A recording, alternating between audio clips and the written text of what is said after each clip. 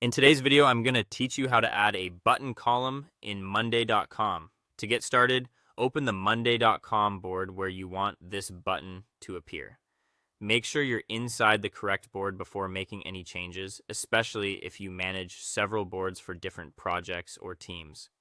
This will help you place the button exactly where it's needed and avoid editing the wrong workspace. Once you're in the board, look across the top of your columns and find the plus icon.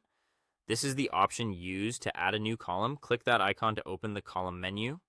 Monday.com gives you a variety of column types, so at this stage, you'll want to focus on finding the one specifically designed for button actions. In the search field, type button. This makes it much faster to locate the correct column, especially if your account shows a long list of available column options. When you see the button column appear in the results, select it to add it to your board. After you click it, the new column will be inserted into your layout. Next, give the button a clear and practical name based on the action you want it to perform.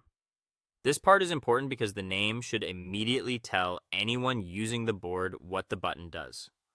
For example, the label should reflect the intended action in a simple, direct way so team members can use it without confusion. A good name improves clarity and makes your board more user-friendly. If needed, connect the button to an automation.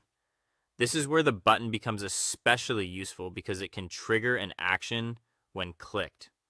Depending on your workflow, that might mean updating something, notifying someone, or launching a process you've already set up in the board. If you don't need automation right away, you can still add the button first and configure that connection later. After everything is set up, test the button on one item in the board. This is an important final check to make sure the button behaves the way you expect before other people start using it. Try it on a single row or item, confirm that the action runs correctly, and review the result. If something doesn't work as planned, you can go back and adjust the button name or its automation settings. That's it.